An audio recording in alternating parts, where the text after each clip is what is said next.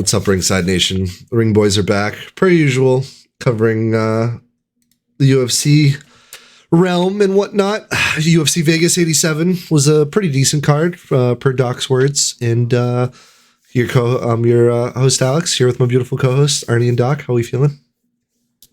Good, awesome weekend, great weather, good fight card. Yeah, good weekend. Everybody knows what's happening this Saturday, so we're all excited, all energized. Let's get it going. What's happening this Saturday? Oh, you're talking about 299? I'm more hyped for Ngannou versus Joshua myself, but I'm kidding. Nonetheless, UFC Fight Night. Jairzinho Rozenstruik defeating Shamil Gaziev via TKO. Wasn't it a doctor stoppage? I'm surprised it didn't have it on here. Absolutely rifling through Shamil. Did you guys see when the fight started, Shamil just like face planted into the cage the first round to start? The second that happened, I was like, oh boy, we're in for a long night. That undefeated streak is looking pretty bad. But Jairzinho Rozenstruik as a UFC dog finally hits. He was on a big loss streak. And I mean, you can just look at the output. 127 to 22 on significant strikes. That's essentially the story. Shamil was getting beaten so badly he had to pull out the Dagestani in him, try to get control, and wasn't enough. And 12-0 goes to 12-1. Artie, what are your thoughts on this bout? Yeah, I feel like I'm always the guy that kind of bashes the heavyweight division. This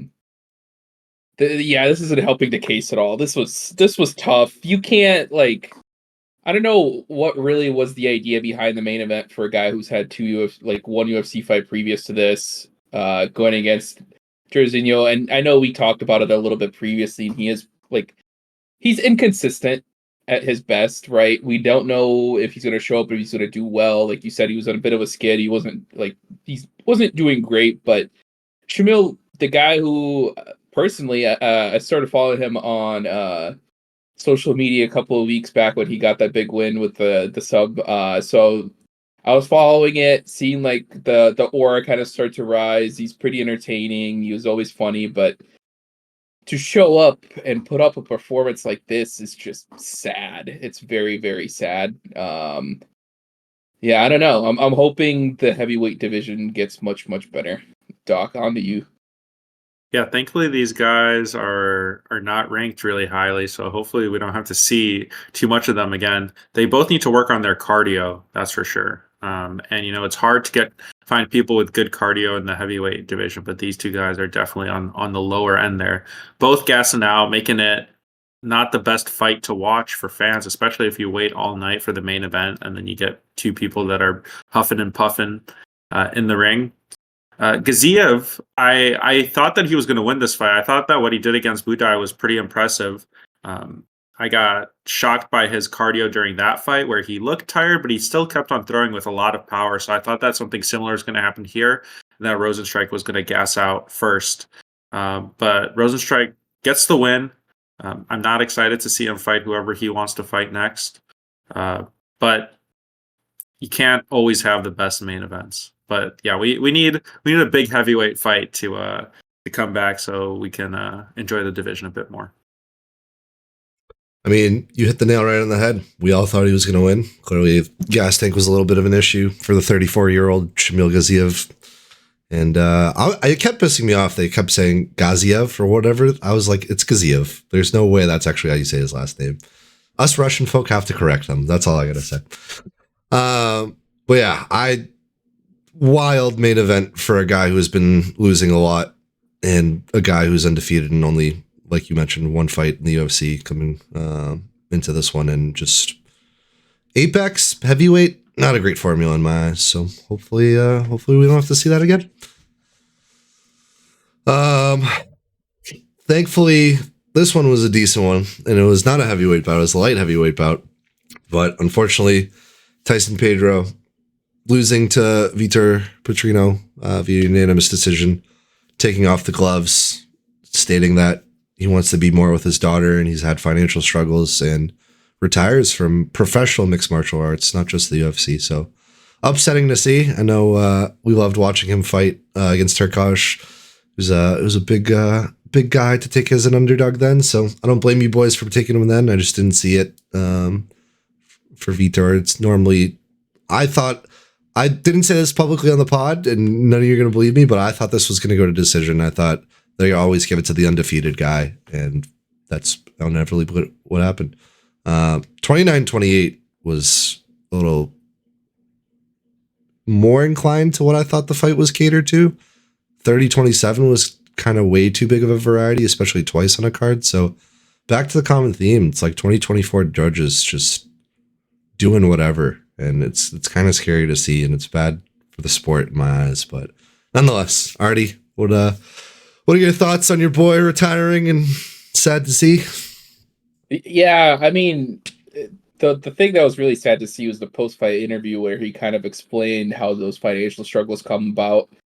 Especially, you'd think, right, you watch so many other sports and you never hear anybody talk about the fact that going to some of these things and being in the sport that you love, you tend sometimes to even lose money, right? And the thing we never think about too much is he's having to go up all the way from Australia to the United States to fight. That's a lot of money. If anybody knows, those tickets are expensive. They're like $2,000 each. And then you have to get one for the whole team and the coaches. It just adds up. But just back to the fight, I do think that 29-28 was the better representative of the whole thing. I wonder if some of the judges gave all the rounds to Petrino because of his control, but nonetheless, it was a good bout for light heavyweight, and yeah, kind of sad to see Tyson Pedro go, just because I think everybody enjoyed him, and nobody will ever forget the samurai Sally that he hit. That was absolutely insane. But yeah, another one gone from the UFC. I wasn't a huge fan of this fight watching it. It was two guys that were super hesitant, respecting each other's power. What we wanted to see was a knockout, and unfortunately didn't get it here. I can see 30-27, that first round, low output. I bet that's the round that Pedro got, but I could see it given to Petrino. I thought Pedro was going to win here, but I was clearly wrong. Petrino, each time he threw, Pedro would back up, rethink his strategy. The only real success Pedro had was going at the legs of Petrino, and although they were hard kicks and should have slowed down Petrino, he still kept on marching forward, and his kicks, his punches, they were doing damage on Pedro. So it almost seemed like Pedro was scared. I'm excited to see Petrino fight other people a little bit higher ranked, just because that power is real. He's huge for the light heavyweight division in the ring. Like, he looked jacked. So I think it's a good step forward for Petrino. Tyson Pedro leaving, good fan favorite, but makes sense for him to leave the sport at this moment. Tyson Pedro, first ballot, retired Ring Boys Hall of Fame. I'm just kidding. No. Shut down right away.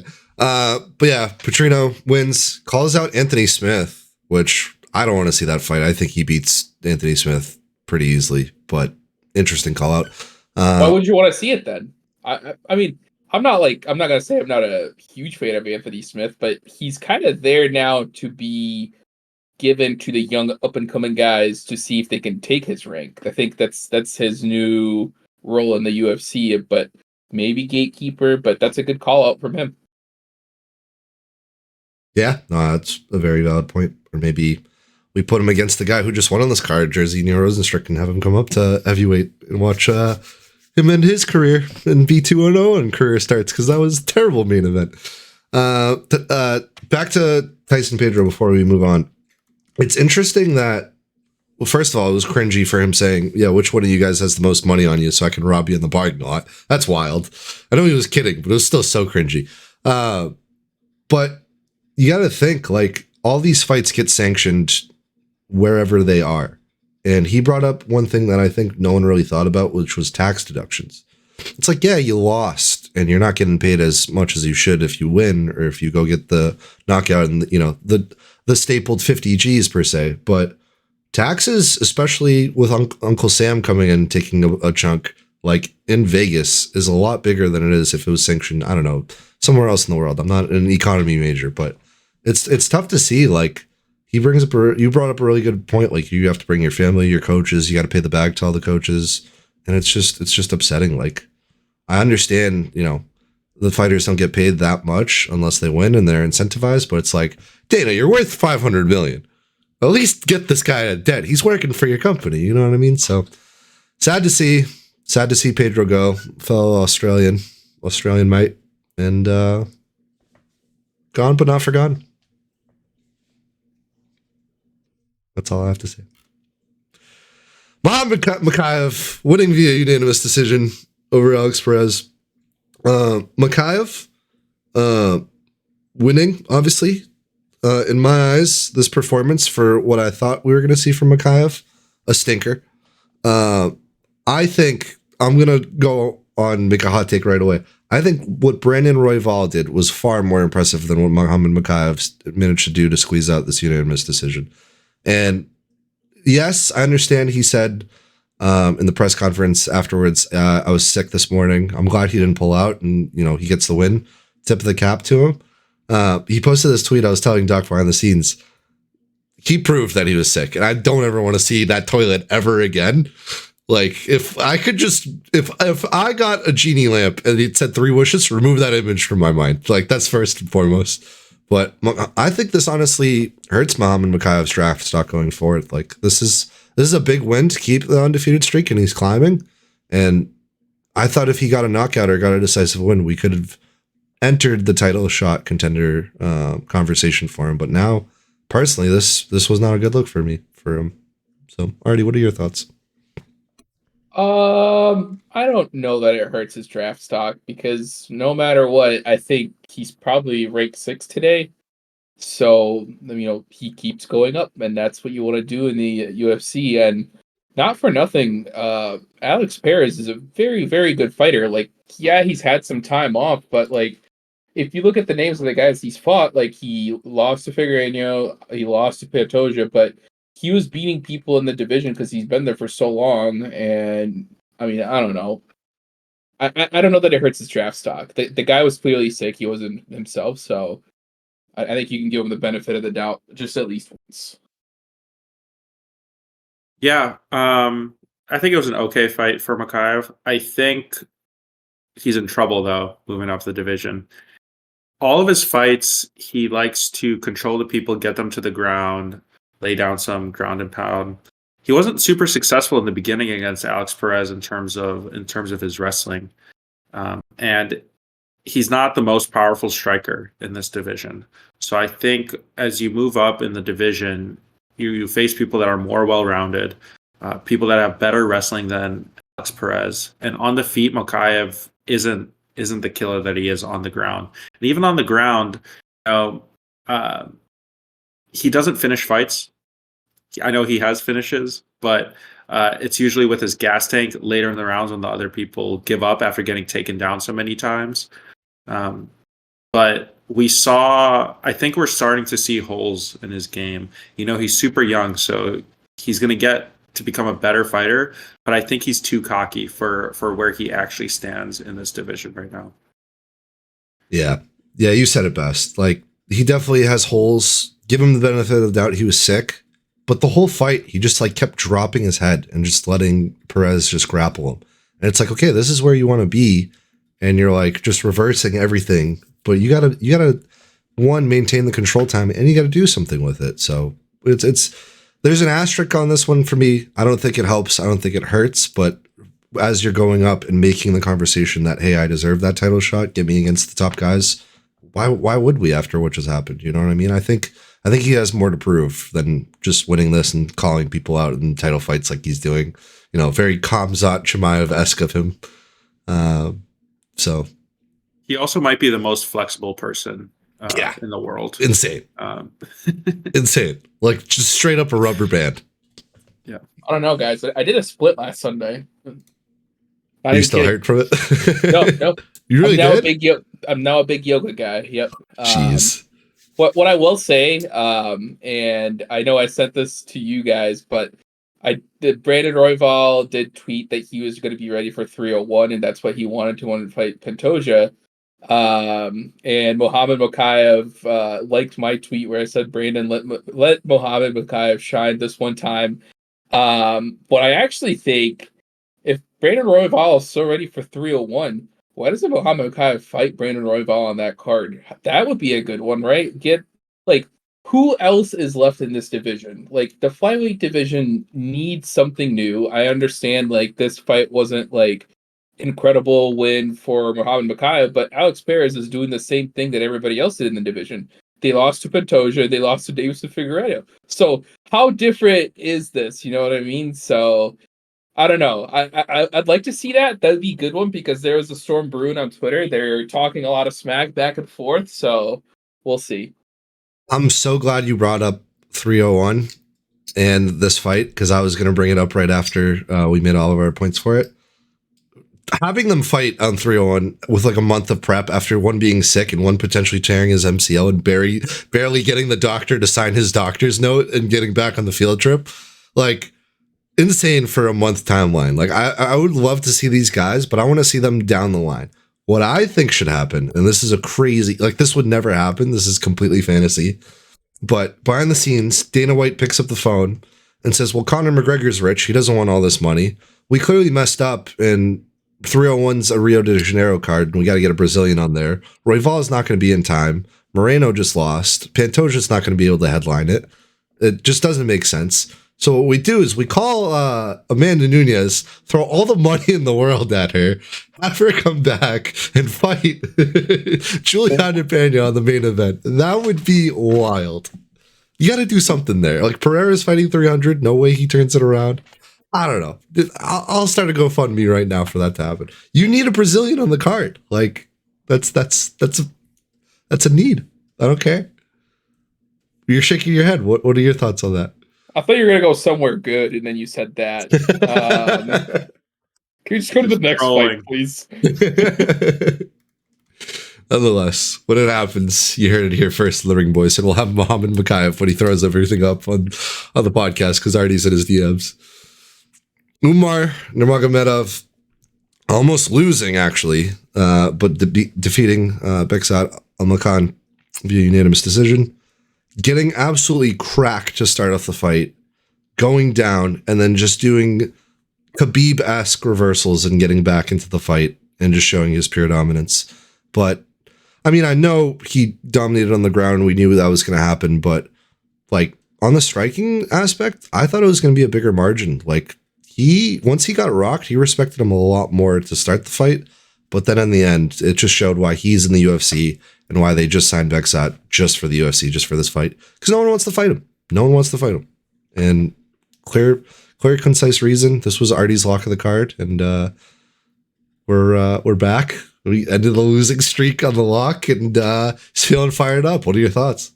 Yeah, I ended my skid. I had a couple of losses in a row that were stringing together. I knew I had to pick a good one. But yeah, you're 100% right. He got like cracked. I thought this was going to be it. I was like, how does this happen? But then the fight completely turned around and the scores reflected it was pure dominance. This is exactly what you should do when you are an undefeated fighter who is ready to be moving up in the division and ready to fight guys in the top 5. And you are there to prove yourself. You're supposed to come out and take care of business when you are, you know.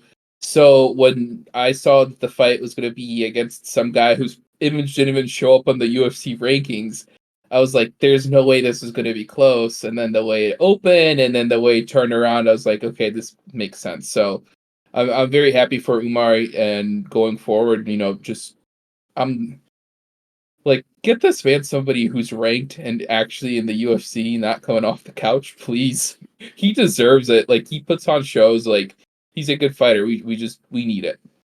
Doc? Yeah, great fight. Super exciting start to the fight. It's a good thing that Umar has been practicing wrestling since he was like 6 months old, because, you know, as soon as he got dropped in his unconscious state, he was off doing his wrestling. If it wasn't for that, I think he was only a few punches away from being out cold on the ground. I was impressed by Beksat. He was able to get up multiple times, even though Umar had him on the ground, had his legs wrapped up, Habib style, and yeah, put on a performance. I think he belongs in the UFC. I'm excited to see him fight again. Umar, these scores 30-25, 30-26, stuff like that. I think it's valid for what happened, but Umar had to work for this.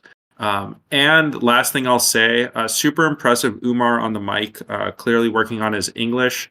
That's what helps you build star power in the UFC. And he didn't need the translator. He said what he needed to say.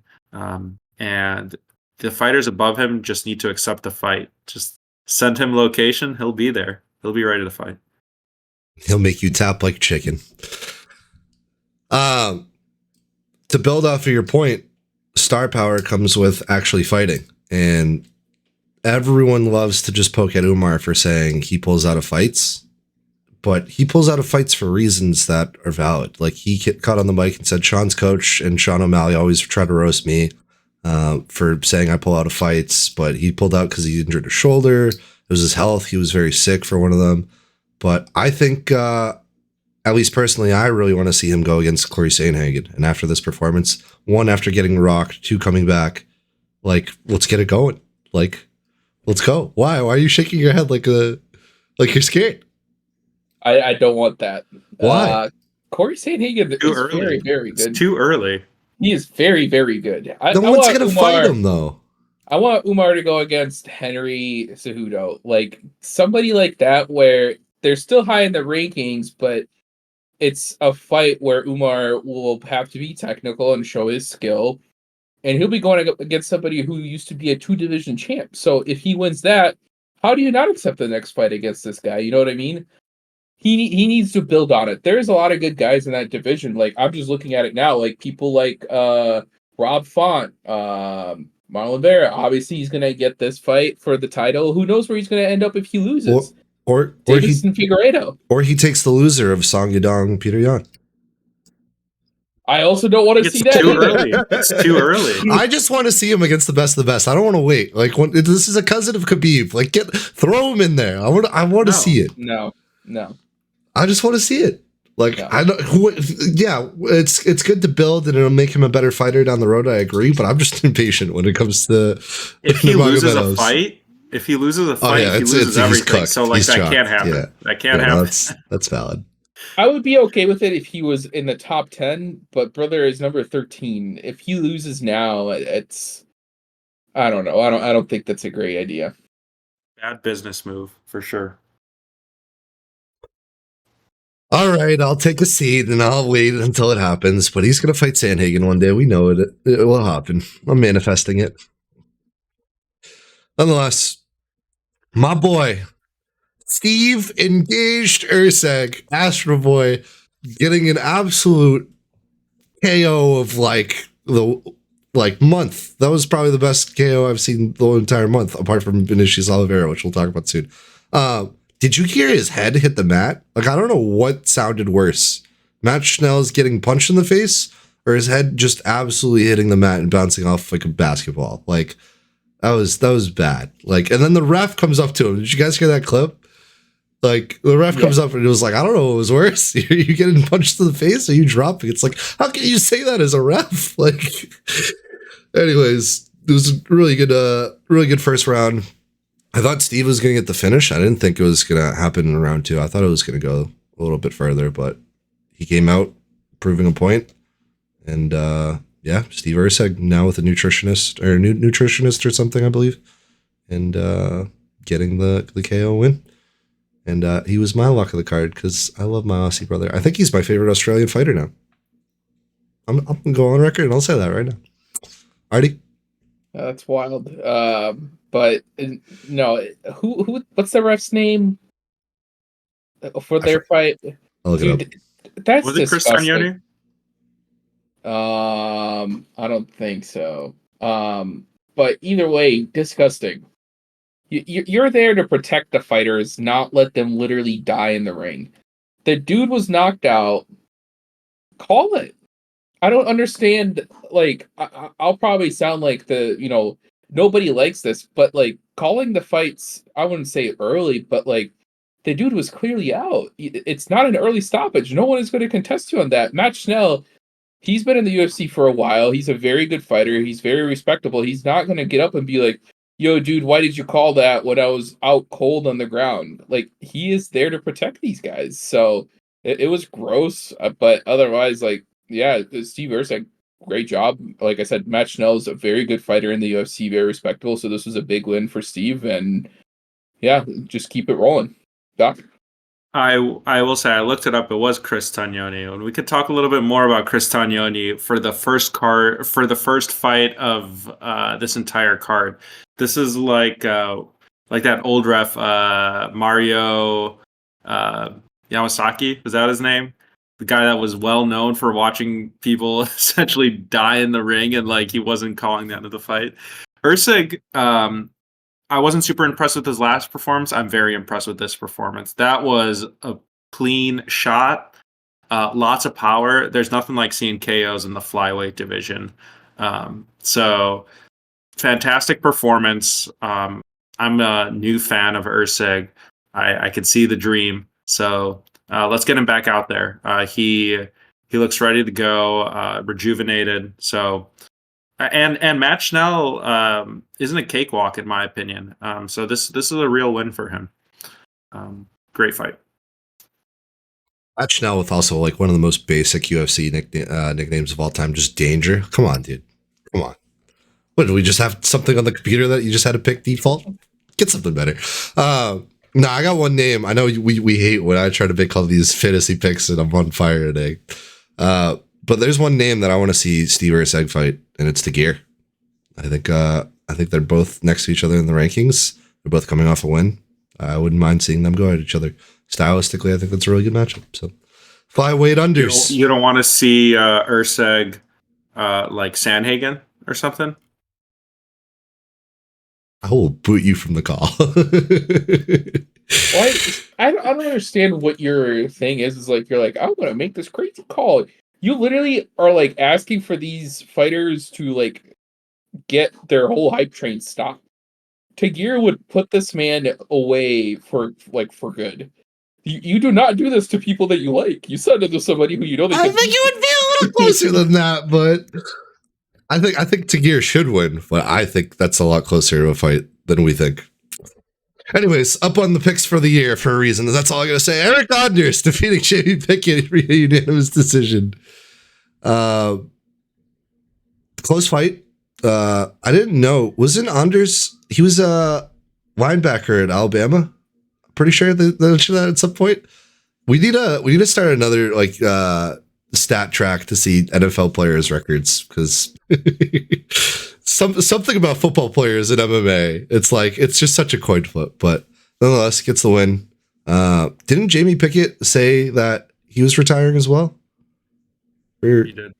I remember he said that he wants to go be a professional bull rider now, and he like called out Dana White, said, "Let me ride your bull and let me do that." For one, Dana White having a bull is showing how much money he has and why he should pay the fighters more. But nonetheless, Eric Anders, close fight.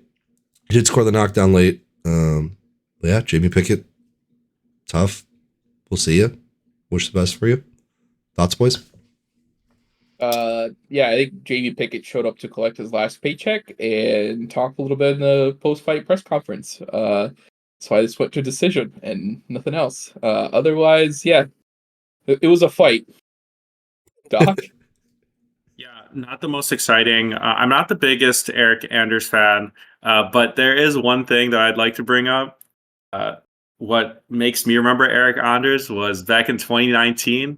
He was on UFC 236. I'm looking it up. That was the Adesanya Gastelum war, 5-round war that they had. Before that fight came on, it was Khalil Roundtree against Eric Anders. And that was the first time that I remember calf kicks and leg kicks were the deciding factor in a fight. Eric Anders, he was a linebacker at Alabama. He couldn't walk. He would get every single time Khalil Roundtree would hit his leg, like Eric Anders had no interest in remaining in the ring. So I'm glad that he can walk now. But he's not an exciting fighter. 64 tackles, 6 sacks, and a pick his senior year. Really? Oh boy. All right. This is the moment we've all been waiting for. Vinicius Oliveira, flying knee of dreams at the end. Absolute turn of events. Not a comeback to say. He was definitely getting beaten and dotted up, and then he was able to dig deep, get back into this fight. Hits Bernardo on his calf really hard. Bernardo starts limping, just looks to the ref like, hey, I'm not feeling good. I think we can be done here. And Oliveira said, no, you don't. Get over here. Threw a flying knee, dropped him. And yeah, that was a vicious KO. If you haven't seen that, definitely go check it out. I think that's knockout of the year so far, but we're in March, so it's it'll be one that I will note down, and we'll have the Ring Boys Awards at the end of the year, and this will be a nominee for knockout of the year in my eyes. So, Artie, what do you think? Yeah, I mean, Bernardo had a very, very good first round. He came out looking really good. Like I said, this is another guy who, when we were making the picks, I was trying to learn more about him. I had to dig deep in the tapology because he's got no picture of the UFC website, no picture of the ESPN website. So I had to go around and look around. But after what I saw, I he was my pick on the card.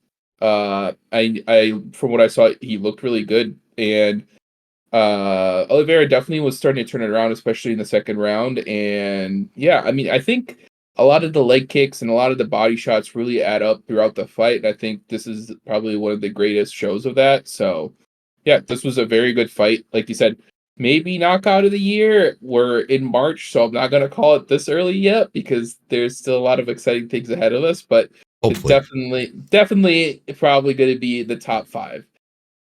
Doc? Yeah, I'm a big fan of any fighter that knows that they're winning the fight and continues to push forward and try to get the finish. Especially the young fighters new to the UFC trying to make a name for themselves adds to the highlight reel. I'm excited to see this guy back out there. Super athletic, great come from behind win. He lost that first round, came back, and seemed to be improving the second and the third round. Not much more to say. We always love a good old flying knee. That we do. And anybody in the UFC with the last name Oliveira usually do pretty well. It's a +1 on the attributes for sure. Yeah, Sopaj, tough to see. Saw something that he trained with Khamzat Chimaev, and Khamzat Chimaev gave him good advice that he said that it would make him better as a fighter. So maybe we got to pick up the phone and call Khamzat and watch some film, and we'll get better going forward. All right.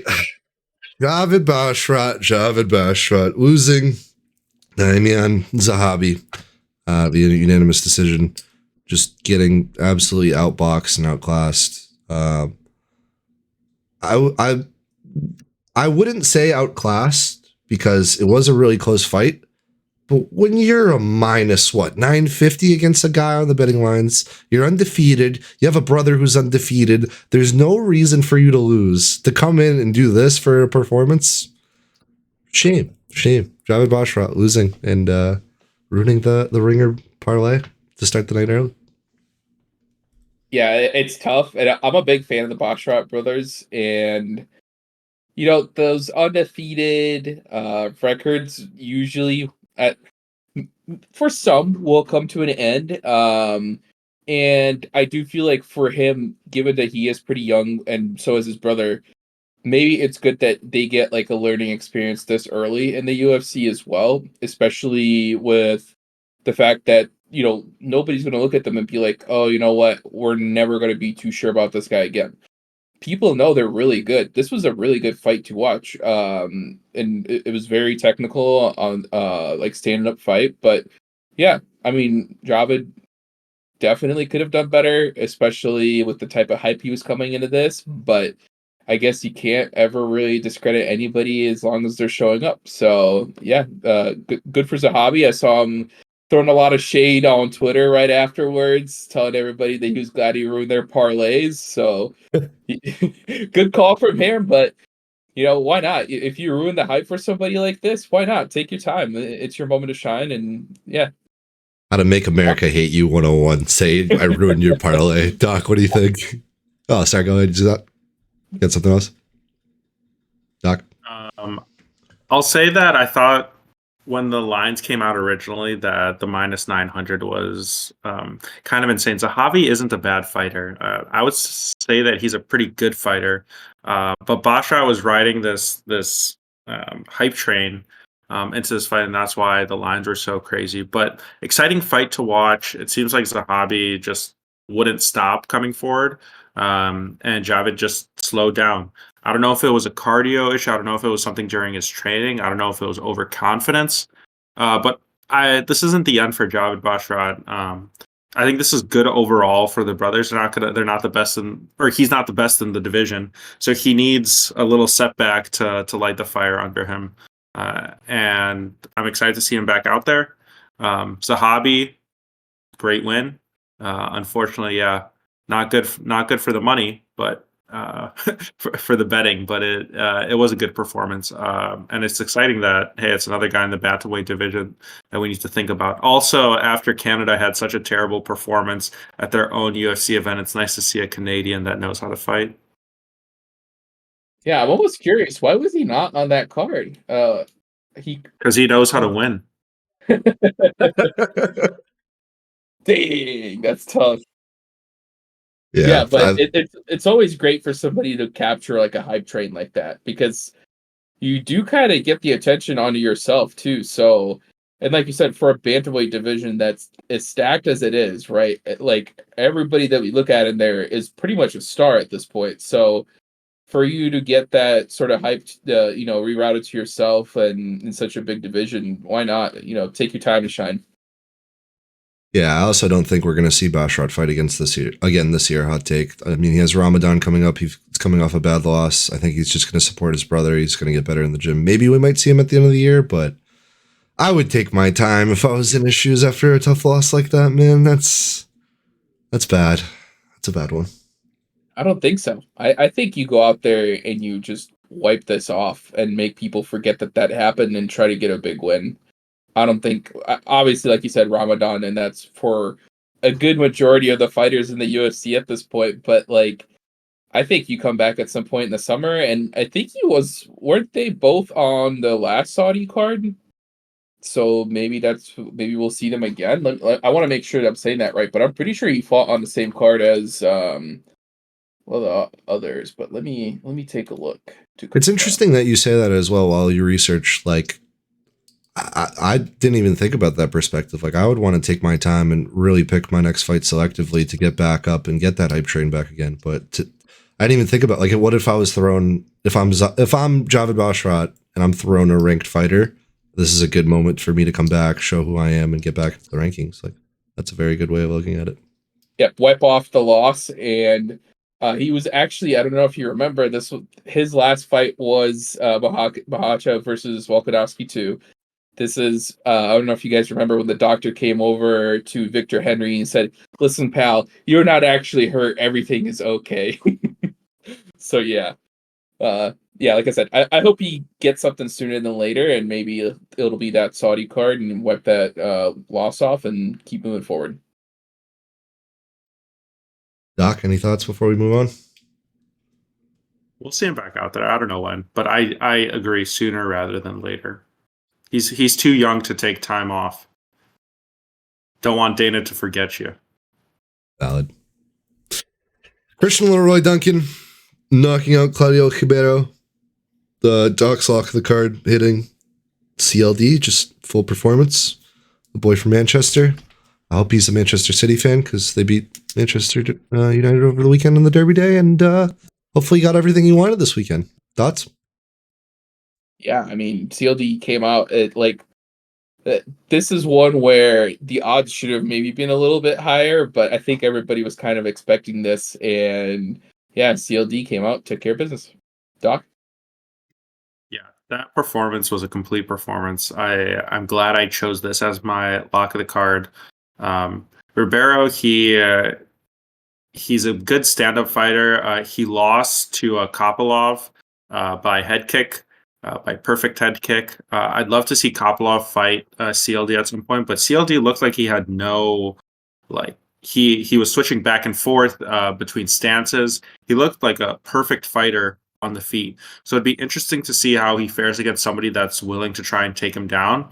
Uh, Last thing I'll say, Ribeiro, he was almost like in a turtle shell the entire fight, and I'm not exactly sure what that was. Kind of reminded me of how Yoel Romero was fighting towards the end of his UFC career, where he just wouldn't um, take any sort of shots, and then every once in a while he'd like run forward, throw like 5 shots, and then go back into his little shell and let Christian Leroy Duncan use him as a punching bag. And there was lots of comments popping up on the side from Twitter that's this is just like a heavy bag for Leroy Duncan. That's what it looked like. But I think people that get in the ring with CLD are stunned by how quick he is with the stance switches. You never know where the strikes are going to come from. And he was perfect. He wasn't missing 75 of 105, and most of those were on the feet. They weren't on the ground. So that's super impressive. Couldn't agree with it anymore. You said it way better than I could have. Thoughts on him getting a ranked fight next? I think him versus Kopylov would be a realistic thing. Both of them have beat Ribeiro. Kopylov coming off a loss on short notice against a really good fighter. 2 great strikers. I don't know how good it'll be for Kopylov's career moving forward if he gets paired up against CLD, but that's going to be a great striking match. I think he's ready. I think he's ready for the Chris Curtis test, but I don't know, dude. Stop. I'm doing this as a meme at this point. With Dylan Klein knocking out AJ Cunningham, it was close. No, it wasn't. AJ was doing pretty good to throw legs and try to throw Klein off a bit. Like, I'm surprised he even made it halfway through the round. But nonetheless, Klein found the range and got the kick and just dropped him. Doc's already shaking his head. Do we want to hear from him first? No, I'm just like thinking back to the fight and what a great performance. It's a shaking out of like amazement. Klein, I get it. Cunningham came in on short notice, new fighter in the UFC. But Klein also showed some great striking. He would go. I'm thinking back to it, and I think I messaged you guys. Cunningham's face looked like a tomato within like 2 minutes because he was getting pieced up so bad, but he wasn't dropping down. And yeah, he was taking those punches, and then he'd throw something back at Klein, get a few hits in, but Klein was never phased. It's almost like he didn't feel the power from Cunningham. And then when Klein realized that AJ isn't going to go down from a concussion, he started going towards the body. And the body, there's nothing you can do to stop when the liver hurts, when the stomach hurts, all of that. So that's how he got Cunningham out of there. But that was a beautiful front kick up the middle after getting a bunch of really good body shots that didn't look like they hurt Cunningham, but they definitely added up. So great performance by Klein. Yeah, superior striker. Artie? Yeah, I couldn't agree more. And I feel like when I was watching him, I fully remembered him being on the Sandhagen card, Sandhagen fight night card versus Font. And I remember once he walked out, there is something about the Eastern European fighters. They all kind of look the same, where they're like much shorter than everybody else at their weight, but they're built like an absolute brick. And it's the same thing for Klein here. But very exciting fighter. Very good. You have to do something impressive when you're in some of these bigger divisions in order to get a ranked fighter next. And, his record being what it is. And, I think this would be, if he had one more fight, it would be his maybe. It actually, no, he's been in the UFC for quite a while. Never mind. Let's get him somebody ranked. Let's not get a guy coming off the couch. But yeah, I'd be excited. He's a very good fighter, and I'd like to see him going forward. Maybe somebody ranked, maybe a bigger card so more people get to see him. But yeah, I guess they call him Mr. Highlight for a reason. I forgot who. Do you guys remember who he was originally matched up against? I can look. Joel Alvarez. Yeah, that was a bigger name, but okay. Still not ranked. Gotta work on that one. I still can't say this one. Rajabov. Defeating Abdul Karim Al Salati. KO. Yeah, it was actually was a pretty good fight to start the whole bout. Like I was expecting just someone to knock someone out early. Like I thought they were gonna go and gas each other out, but they were very technical, very, very well thought. And yeah, it was I was like, oh, maybe we're actually gonna have a good fight night. And nonetheless, we had a pretty decent one. So and I will say Doc was the only one to call this one because he's gonna bring it up anyway. So I'll say it before and take his boost of serotonin immediately from him. Artie, what are your thoughts? Yeah, this was an exciting fight, and I'll keep saying this, but there's a reason why certain fighters are put at the beginning of the card, and it's to make sure that they give the proper amount of entertainment for anybody else that's coming out. But I also, with Alex, picked Abdul Karim, and I think the reason for that is he looked very impressive on the Dana White series, and I should have maybe looked a little bit more into Loic and how good he was because he came out and I mean he looked good. This was a good fight, and then in the third round, showed some power. So yeah, very exciting, very good start to the night. So I'll pass it on to you, Doc. So I'll say that not only was the first fight of the prelims like this fight, which is a great fight, the first fight of the main card was also the Usyk fight, and that ended up being good. They're doing a really good job with putting these exciting fights towards the beginning, getting the people hooked, and going from there. I was worried during this fight because it looked like Rajabov was gassing out a bit. And also, Al Sawadi, his strong suit is that he never gasses out. He was getting going, it seemed like, but then he was never tucking his chin. So that's when Rajabov was able to show off his power and get him down on the ground. Again, Chris Tognoni, he was the ref for this fight, and he probably let 5 or 6 extra punches go while Al Sawadi was clearly out, which was disgusting to see. And he does this consistently. He is the ref that calls fights way too early when it's a tap out situation, and then when it's a knockout, it's almost like he doesn't realize what a knockout actually is. I kind of hate watching his fights, the ones that he refs, because this is a frequent thing. He calls bad fouls, and I'm shocked that Dana hasn't noticed this because it's been ongoing for multiple events now. Part of why I took Rajabov is he's not very well known, but his last fight was against Mateusz Rebecki, who fights like every single other Polak in the UFC, and he's a great fighter. So that's why it didn't make sense to me that he's getting put up against a newcomer in the UFC. I knew that the experience would take over. I was almost wrong, I will say, but Rajabov, too much power, did a great job here. Couldn't agree anymore. And just call out UFC 299 this upcoming weekend in the first fight on the main card, Peter Yan, Song Yadong. It's the first fight for a reason. It's going to be a fantastic fight. Oh my god, that card looks insane. Nonetheless, 299 we'll obviously be covering. Sean O'Malley looking to defend his bantamweight title for the first time against the man who defeated him. Chito Vera. So that card just looks insane. That looks so stacked. I can't wait. Nonetheless, anything else you boys want to say before we sign off here? Yes. Well, one last thing.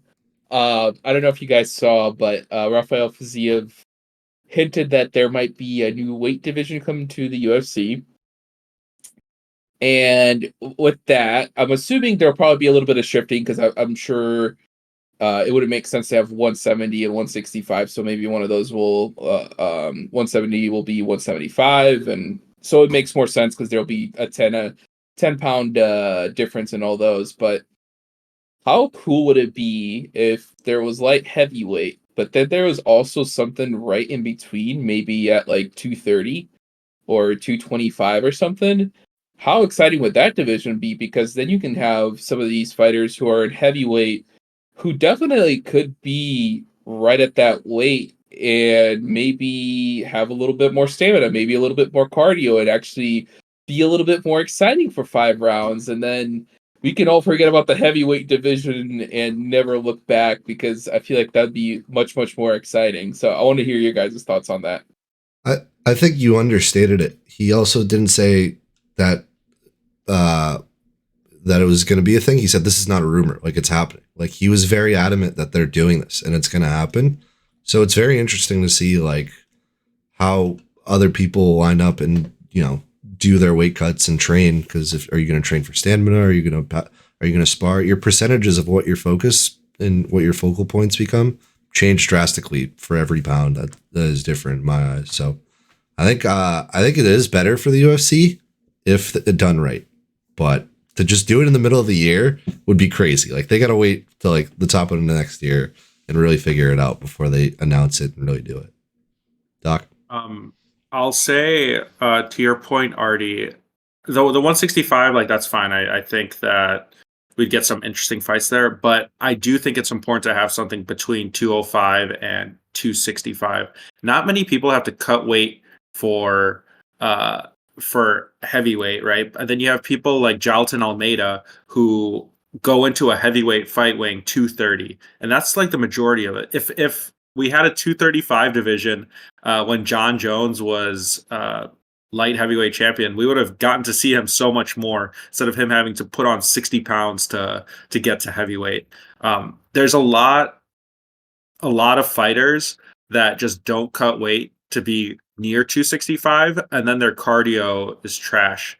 And that's why we get these terrible, terrible heavyweight fights where it's good for one round. We want to see the knockout in the first round, but we don't want to see them fight any more than the first 5 minutes because it's them gassing out, huffing and puffing, and just like walking around the ring.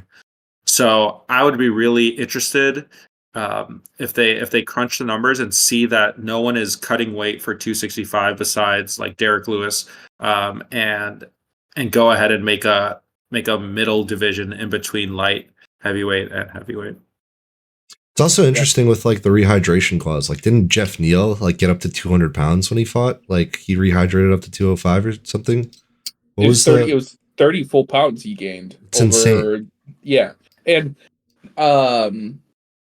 wait, hold on. I had a good thought about this. I don't know. Hold on. I have to come back to me in a second. Okay. That's why I always write my ideas down, but then I bring up Amanda Nunez fighting in Brazil, and I'm the villain. I'm kidding. Oh, what if all this stuff happens after UFC 300? Because what if 300 is kind of like, A we're new going to era. mark off this old stuff, we're moving on to something new. And what if, because I don't think we've really heard too much after the California people fighter association, whatever, brought up the head kicks thing to the ground and deployment. What if that's something that comes up after 300 as well? What if all these changes are after 300, and maybe that's why some fighters haven't been as active, because maybe they were waiting for something different that's going to happen? But I don't know. It'll be exciting. Maybe 300 will be like, we're going to mark this off. This is it. We're going to be the new era UFC. So maybe a good thought on that. I'll write that down. We'll talk about it after 300. I like that. Doc? I will say, you're making 300 sound like this huge event. For me, 299 is the real 300. This is the card that matters. Let's see it happen. I'm excited for Saturday. We Card all of the agree. year. We all agree this card is awesome. I don't want any more UFC 300 slander going forward. It's just seeing all these people. I was talking to Artie about this before we signed off on the pod here.